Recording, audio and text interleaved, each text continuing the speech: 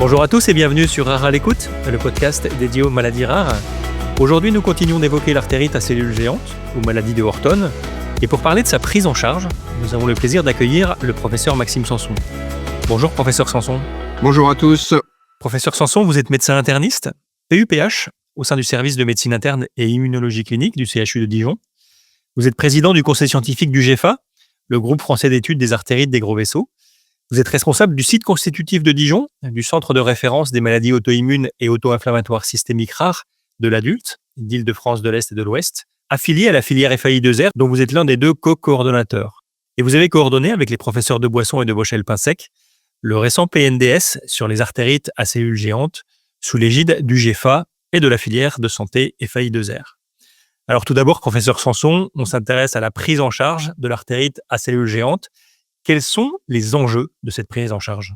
Alors les enjeux de la prise en charge de l'artérite à cellules géantes ou maladie de Horton, je dirais qu'on peut les diviser en deux grandes parties. Les enjeux à la phase aiguë, qui vont être de prévenir la survenue de complications de cette pathologie, qui sont surtout des complications visuelles ou des complications neurologiques. Les premières vont survenir dans à peu près 15% des cas, les deuxièmes dans à peu près 7% des cas. Et c'est vraiment important parce que c'est pourvoyeur de très importantes séquelles. Une atteinte visuelle à type de neuropathie optique ischémique antérieure aiguë au cours de l'artérite à cellules géantes se complique de cécité de l'œil atteint dans la quasi-totalité des cas. Et les AVC sont souvent des AVC postérieurs qui sont pourvoyeurs de séquelles. Et donc ça, c'est le premier enjeu. Et cet enjeu, je dirais qu'on y répond en accélérant le diagnostic et la prise en charge de ces patients. Et c'est là tout l'intérêt des centres experts, du réseau de la FAI2R dont on reparlera après, et de la mise en place de structures qui se développent depuis quelques années, qu'on appelle les fast track, les filières de diagnostic rapide, qui reposent sur un accès rapide à ces centres de compétences et ces centres de référence, avec un examen par un médecin spécialisé, avec un bilan biologique simple et un examen complémentaire d'imagerie simple, généralement l'écho-Doppler.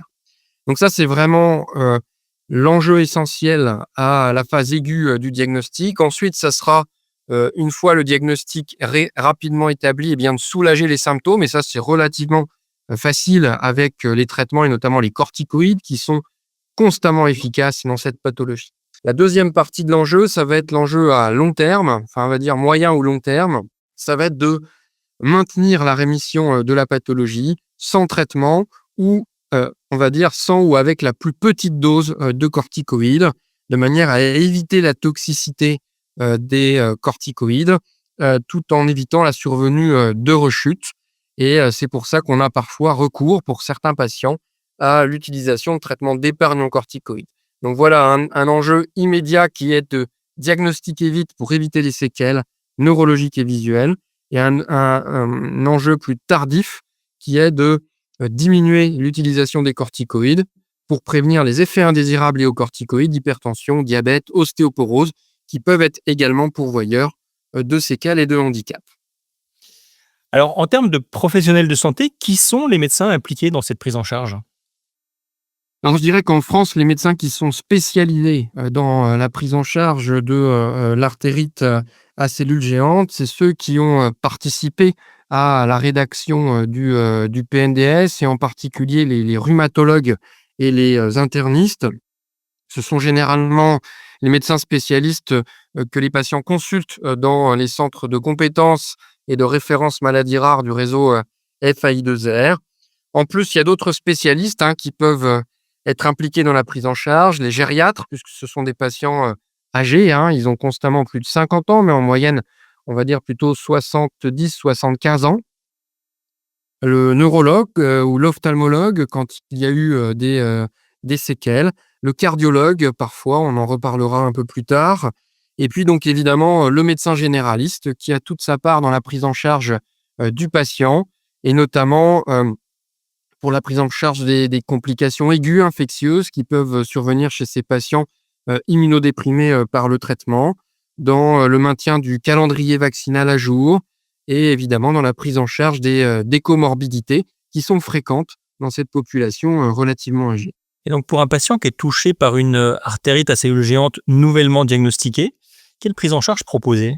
Alors la prise en charge proposée doit, dans la mesure du possible, suivre les recommandations françaises qui ont donc été mises à jour dans ce PNDS que vous citiez il y a quelques instants et que vous pouvez facilement retrouver sur le site de la filière FAI2R. Donc dans ce PNDS, on rappelle le rôle central de la corticothérapie qui est toujours efficace pour soulager les symptômes, faire disparaître le syndrome inflammatoire, évidemment en dehors des séquelles neurologiques ou ophtalmologiques qui auraient pu survenir. En tout cas, ce traitement est toujours efficace et c'est même un test diagnostic parce que lorsqu'il n'est pas efficace, il faut savoir remettre en cause le diagnostic. Alors on débute généralement à une dose autour de 0,7 à 1 mg kg jour, ce qui fait à peu près 40 à 80 mg par jour d'équivalent prednisone. Et cette corticothérapie va être progressivement diminuée avec pour objectif de sevrer la corticothérapie dans un délai de 12 mois. Parfois, pour certains patients qui supportent mal cette corticothérapie ou qui ont des comorbidités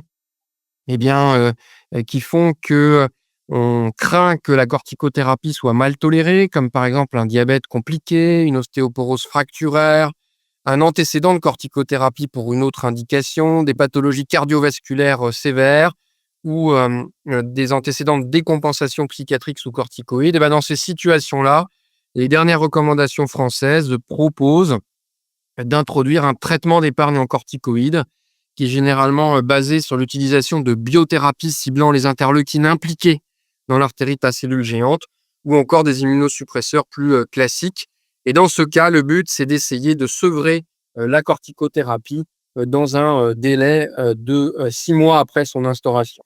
Et donc, c'est un traitement à long terme, c'est ce que vous disiez. Qu'en est-il des risques de rechute pour ces patients? Alors, les rechutes sont fréquentes. Lorsqu'on applique ce type de traitement, à peu près un patient sur deux va rechuter, généralement au moment où on atteint des petites doses de corticothérapie, aux alentours des 5-7 mg par jour, ou quand on vient d'arrêter la corticothérapie. Donc un patient sur deux va rechuter, un patient sur 3 va rechuter 2 fois et un patient sur 6 va rechuter 3 fois ou plus. Et chez ces derniers patients, il sera difficile d'arrêter le traitement. La maladie devient en quelque sorte chronique. Ce qui est important de rappeler aux patients, et ce que moi je leur dis souvent en consultation, c'est que ces rechutes sont très rarement sévères. En fait, une fois que les patients sont filiarisés, sont suivis par un médecin spécialiste, ils sont surveillés régulièrement. Donc, d'abord, on voit la prise de sang se perturber, puis les symptômes réapparaître, et donc ça permet d'intervenir tôt, avant les complications. Et c'est vrai qu'on a l'habitude de dire que les rechutes d'artérite à cellules géantes sont exceptionnellement sévères et donnent exceptionnellement des complications, notamment ophtalmologiques. Ça survient dans moins de 1% des cas.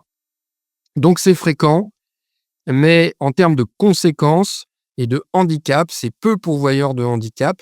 C'est surtout pourvoyeur de nécessité de prolonger la durée du traitement. Et donc, on va dire l'enjeu des rechutes, c'est d'épargner les corticoïdes. Alors, au-delà du traitement de l'artérite à cellules géantes en elle-même, est-ce qu'une prise en charge cardiovasculaire est préconisée chez ces patients? Oui, c'est vrai que c'est une bonne question parce que c'est une population qui est assez âgée et donc dans laquelle les événements cardiovasculaires ne sont pas rares. Et il y a des études épidémiologiques et notamment une en population anglaise, donc finalement une population européenne, pas si éloignée de la population française, qui avait montré qu'il y avait une augmentation du risque d'événements cardiovasculaires majeurs liés à l'artérite à cellules géantes en elle-même, une fois que tous les autres facteurs de risque cardiovasculaire avaient été ajustés, c'est-à-dire comparables entre les groupes. Ce risque, il est plus important au début du diagnostic, il est multiplié par à peu près 2 dans le premier mois, puis ensuite il persiste quand même avec un risque qui est multiplié par 1,3, 1,5, donc en quelque sorte une augmentation de 30 à 50% du risque cardiovasculaire. Et donc, il est important de surveiller les facteurs de risque cardiovasculaire chez ces patients, de les prendre en charge comme dans la population générale, avec les mêmes objectifs. Et c'est pour ça que le médecin généraliste, je pense, a un rôle très important. Et puis ensuite, il y a une population qui est un petit peu particulière. Dans l'artérite à cellules géantes, il y a des patients qui peuvent avoir des atteintes des gros vaisseaux et en particulier de l'aorte. Et on sait que ça survient chez, on va dire, à peu près la moitié des patients. Ça dépend des techniques qu'on utilise pour le diagnostic. Mais en tout cas, ces patients ont un risque cardiovasculaire qui est accru par rapport aux autres. Et donc, il faut prêter attention à ces patients-là qui sont souvent plus jeunes et donc qui vont évoluer plus longtemps avec leur pathologie. Un des points importants, c'est que ces patients qui ont une atteinte au niveau de l'aorte, on sait maintenant qu'ils sont à risque de présenter des dilatations de l'aorte, notamment de l'aorte thoracique, ce qu'on appelle des anévrismes. Et des données assez récentes, venues d'une équipe belge, ont montré de manière vraiment très rigoureuse que ce risque concernait à peu près 20% des patients qui avaient une inflammation de l'aorte au diagnostic, que 20% d'entre eux développaient un anévrisme de l'aorte thoracique dans un délai de 3 ans. Et donc, c'est pour ça que dans cette population, et c'est ce qu'on a écrit dans le PNDS, on recommande une consultation annuelle auprès du cardiologue pour faire une échographie et regarder l'aorte thoracique. Et en plus, le médecin spécialiste propose généralement un suivi de la taille, de ce qu'on appelle le calibre aortique, par scanner, par IRM ou autre technique d'imagerie en fonction de ce qui est disponible là où les patients habitent. C'est très clair. Alors pour conclure, professeur Sanson, quel suivi proposer à ces patients ?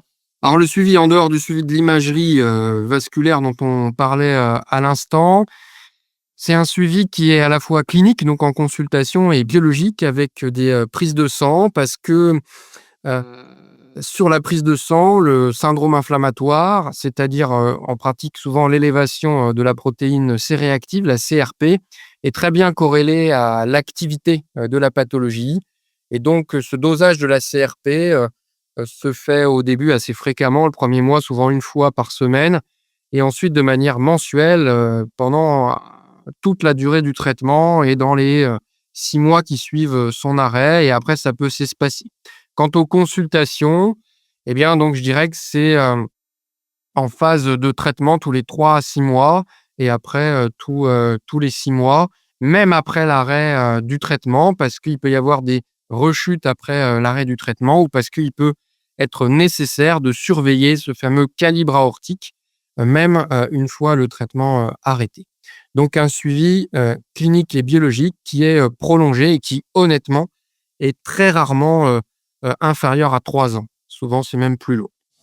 Un grand merci, professeur Sanson, de nous avoir éclairé sur la prise en charge de cette maladie rare qu'est l'artérite à cellules géantes ou maladie de Horton. Chers auditeurs, si vous désirez aller plus loin dans la connaissance de cette pathologie, nous vous donnons rendez-vous sur notre site internet www.rarealecoute.com où de nombreuses informations sont à votre disposition. Nous vous remercions de votre fidélité et nous vous donnons rendez-vous sur la chaîne Rare à l'écoute pour un prochain numéro sur cette maladie rare. À très vite.